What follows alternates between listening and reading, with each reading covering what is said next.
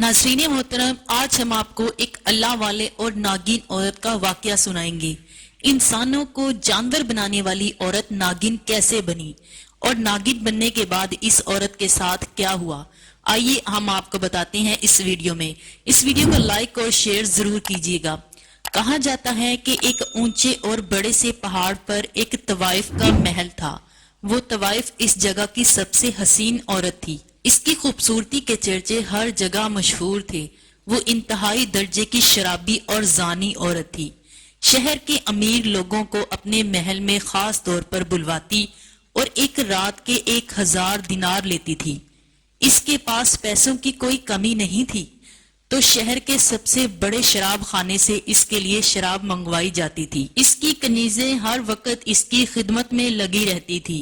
लेकिन एक बात बहुत अजीब थी कि इसके महल में जो अमीर आदमी एक बार आता वो फिर दोबारा नजर नहीं आता।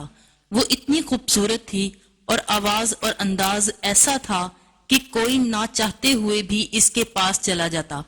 अब ऐसा होने लगा कि आहिस्ता आहिस्ता इस जगह के अमीर और रईस लोग इसके जाल में फंसने लगे और उनकी बीवियां सख्त परेशान थी कि इनके शोहर कहाँ चले जाते हैं।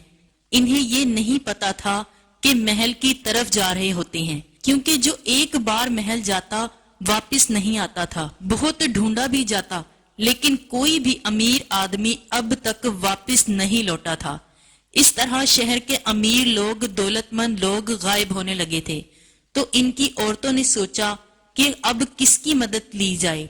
किसी औरत ने कहा कि इसके शहर के बाहर एक बहुत बड़ा सा जंगल है जहां पर एक अल्लाह वाले रहते हैं। सुना है वो अपने अमल में इतने सख्त हैं कि उनको पता चल जाता है कि गुमशुदा चीज कहाँ है। तो हो सकता है वही हमारे शोहरों का पता लगा सके। वो सब एक साथ कहने लगी कि हमें इनके पास जाना चाहिए, इसके अलावा कोई और चारा नहीं है। इन सब ने इस जंगल में जाने का इरादा कर लिया। बहुत लंबा सफर तय करके वो लोग आखिरकार इस जंगल में पहुंच गई, जहां पर एक अल्लाह वाले किसी पेड़ के नीचे इबादत कर रहे थे। वो औरतें इंतजार कर रही थी, लेकिन इनकी इबादत खत्म नहीं हो रही थी। फिर वो रात का पिछला पहर आया तो वो तहज्जुद की नमाज से फारिग हुए और देखा कि वहां पर बहुत सी औरतें खड़ी हुई हैं जो परेशान लग रही हैं। अल्लाह वाले ने कहा, तुम लोग यहाँ जिस काम से आई हो हम जानते हैं। तो वो कहने लगी, हजरत कुछ कीजिए, हमारे शोहर घर से गायब हैं। जो गायब हुए हैं वो वापस लौट कर नहीं आए हैं। अल्लाह वाले ने कहा, हमें पता है कि वो कहाँ गए हैं, इसलिए हमें खास अमल करना है। वो अमल करने दो, इसके बाद हम इस जगह जाएंगे और तुम्हारे शोहर सही सलामत ईमान के साथ तुम्हारे पास वापस लौट जाएंगे। औरतों ने कहा कि हमें आप बता दीजिए कि आप इस जगह कब पहुंचेंगे और कहाँ जाने का इरादा है। तो अल्लाह वाले कहने लगे, तुम्हारे शहर के पास जो सबसे बड़ा पहाड़ है, ऊंचा पहाड़, उस पहाड़ पर एक महल बना हुआ है। वहां पर एक तवाइफ का डेरा है और वो तवाइफ मर्दों को लुभाती है और इनको अपनी तरफ खींचती है। इसकी आवाज और इसकी खूबसूरती देखकर मर्द इसकी तरफ खींचे चले जाते हैं। इसके पास जब मैं पहुंचूंगा तो तुम्हें इशारा कर दिया जाएगा। वो औरतें अल्लाह वाले से अपनी बात कहकर सब मुतमईन हो गई थीं। अब वो अपने घर वापस आ गई थी और दुआ करने लगी कि अल्लाह वाले को कामयाबी मिल जाए। इसके बाद अल्लाह वाले ने एक बहुत ही भारी सा अमल किया और एक पौधे के पत्ते को निचोड़कर कुछ ऐसा तैयार किया कि अगर कोई इसे पीता तो मस्त हो जाता। अब उन्होंने एक अमीर आदमी का भेष बदला और तवाइफ जादी के महल में पहुंच गए, जहां पर बड़े बड़े दरबान खड़े हुए थे। दरबानों ने इनसे पूछताछ की और अंदर जाकर मालकिन को बता दिया। कनीजों ने कहा कि आप बाहर बैठें। वो बाहर बैठे रहे और पूरे महल का जायजा लेते रहे। वो अजीब अंदाज से बना हुआ महल था जहां से वहशत टपक रही थी और अल्लाह वाले ने दिल में जिक्र करना शुरू कर दिया तो हल्की सी रोशनी होने लगी। इसके बाद एक बनी संवरी लंबी सी औरत बाल खोले हुए इनके पास आई और बड़ी शान और फख्र से इस तख्त पर बैठ गई। कहने लगी, कहिए क्या चाहते हैं आप मुझसे। تو اللہ والے نے کہا کہ تم کتنے ہزار لیتی ہو ایک رات کے؟ فائشہ نے کہا کہ میں 1000 دینار لیتی ہوں ایک رات کے۔ اللہ والے نے کہا میں تمہیں 5000 دینار دوں گا، لیکن شرط یہ ہے کہ جو میں کہوں گا وہی تم کرو گی۔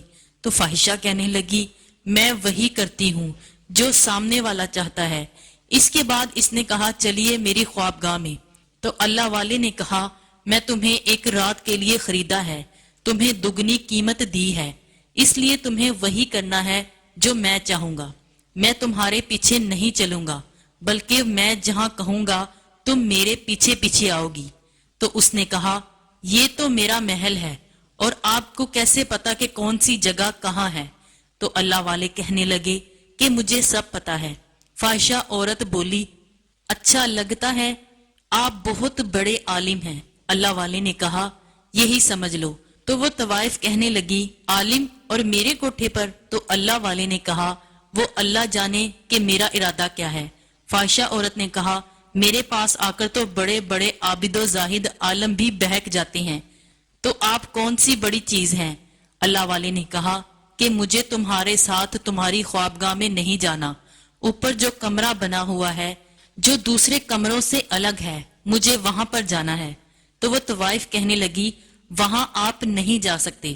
اللہ والے نے کہا کہ میں کیوں نہیں جا سکتا بھلا؟ میں نے تمہیں پوری قیمت ادا کی ہے، میں تو اوپر ہی جاؤں گا، تمہیں وہاں آنا پڑے گا۔ پہلے تو وہ طوائف ہچکچاتی رہی، پھر کہا جیسے آپ کی مرضی، اور مسکرانے لگی۔ اس کے بعد اللہ والے اوپر کی طرف آئے اور طوائف سے کہا دروازہ کھولو۔ تو طوائف کہنے لگی جب یہاں تک آ گئے ہیں تو اپنی مرضی ہی کر رہے ہیں، تو دروازہ بھی کھول لیجئے۔ اللہ والے نے دروازے پر ہاتھ رکھا تو وہ کھلتا چلا گیا۔ اب جو دیکھا وہ کمرہ خالی تھا، وہاں پر کچھ بھی نہیں تھا۔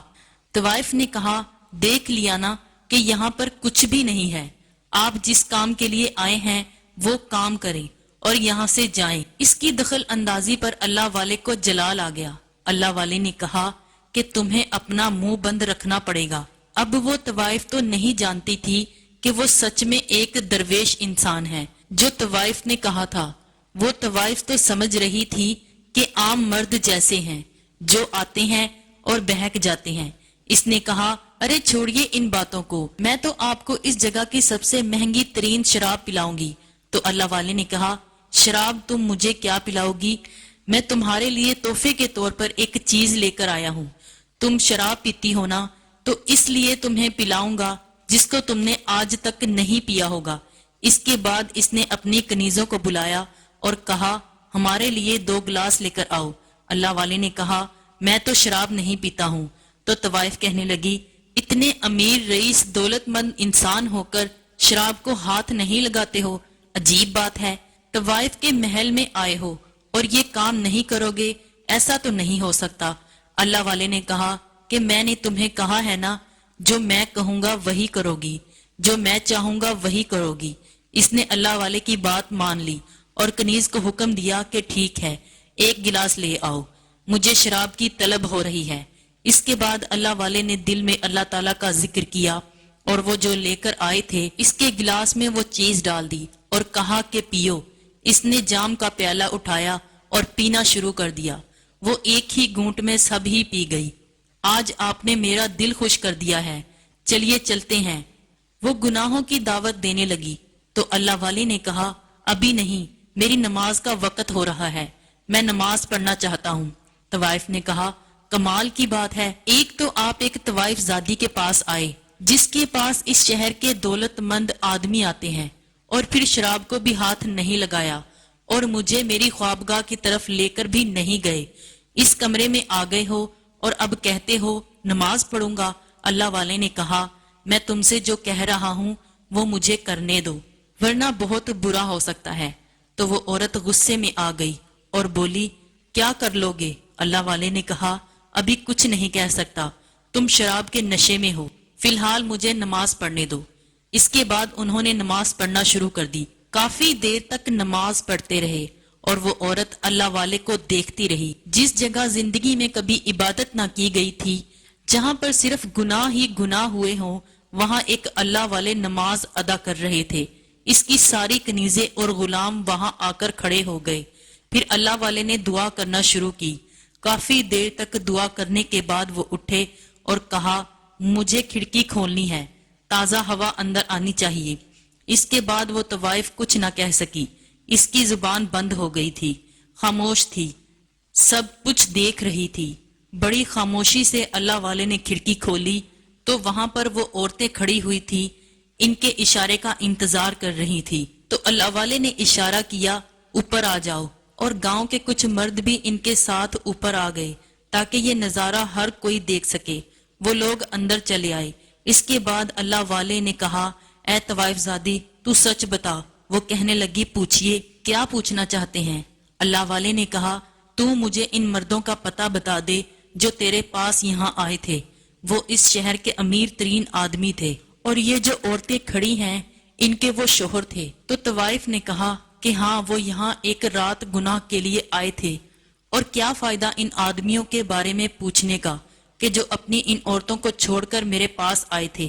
اللہ والے نے کہا وہ ان کا اور اللہ کا معاملہ ہے، انہوں نے گناہ کیا ہے تو ان کو اس کی سزا بھی ملے گی۔ اس نے کہا سزا ملے یا نہ ملے میں نہیں بتا سکتی کہ وہ کہاں ہیں۔ اللہ والے نے کہا تو مجھے بتائے گی تو فائدے میں رہے گی، ورنہ بہت بڑی سزا ملے گی۔ لیکن وہ طوائف نہیں مانی۔ جب وہ نہیں مانی تو اللہ والے نے کہا مجھے پتا ہے کہ وہ آدمی کہاں ہے، میں تو صرف تجھے بچانا چاہ رہا تھا، لیکن تو نہیں سدھری۔ اس کے بعد انہوں نے تمام عورتوں کی طرف دیکھا اور کہا کہ تم جانتی ہو تمہارے شوہر کہاں ہیں؟ انہوں نے کہا ہاں ہاں بتائیے، حضرت کہاں ہیں؟ اللہ والے نے زور سے کہا اللہ اکبر، اور ایک بڑا سا پردہ ہٹا ان کی اس آواز پر جو پہلے سے وہاں پر نہیں تھا۔ سب نے اپنی آنکھوں سے دیکھا کہ وہ کمرہ خالی تھا، لیکن اب وہاں پر بڑے بڑے شیشے رکھے ہوئے تھے جن کے اندر عجیب سے جانور موجود تھے۔ وہ جانور شیشے سے باہر آنے کے لیے بےتاب تھے، لیکن باہر نہیں آیا جا رہا تھا۔ وہ کہنے لگے اے طوائف زادی تو نے یہاں ان جانوروں کو کیوں بند کر کے رکھا ہوا ہے؟ ان کو باہر نکالو۔ تو طوائف زادی کہنے لگی میں انہیں نہیں نکال سکتی، یہ میرے پالتو جانور ہیں۔ اللہ والے نے کہا ان کو دیکھنے میں تو نہیں لگ رہا کہ تم نے ان کو پالا ہوا ہے، بلکہ تم نے انہیں یہاں قید کیا ہوا ہے۔ دیکھو کتنے زیادہ بےتاب ہیں باہر آنے کے لیے۔ اللہ والے نے ان تمام عورتوں کی طرف دیکھ کر کہا جاننا چاہتی ہو اپنے شوہروں کے بارے میں؟ تو یہ جو جانور قید ہیں یہی تمہارے شوہر ہیں، اور اس طوائف زادی نے انہیں جانور بنا کر یہاں قید کر رکھا ہے۔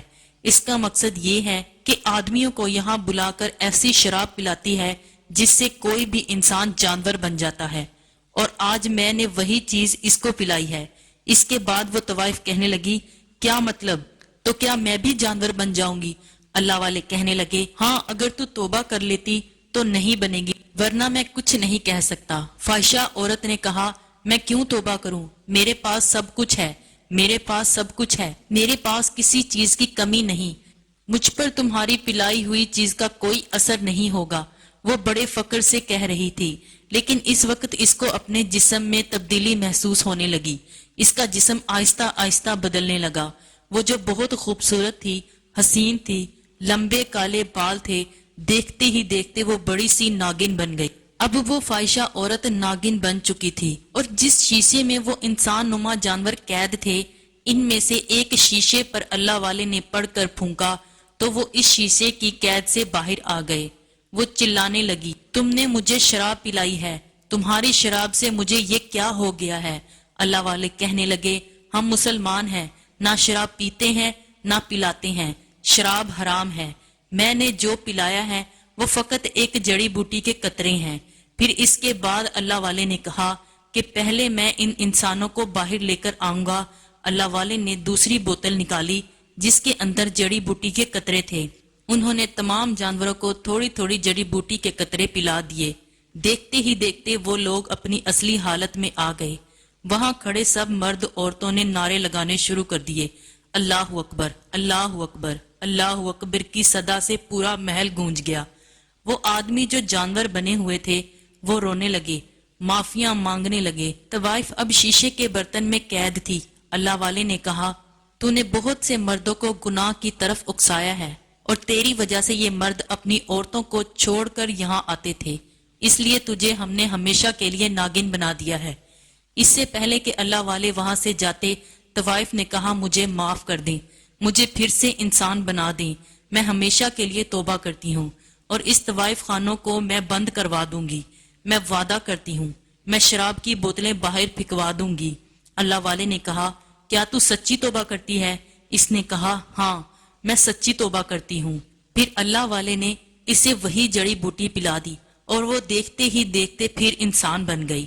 تب پھر سے لوگوں نے اللہ اکبر کے نعرے لگائے اور پھر اس طوائف خانے کو سچ میں بند کروا دیا گیا۔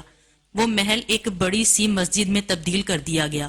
اس کے بعد وہاں کی امامت اللہ والے نے شروع کر دی اور لوگ وہاں پر عبادت کے لیے آنے لگے، اور وہ عورت ایک حجرے میں رہنے لگی۔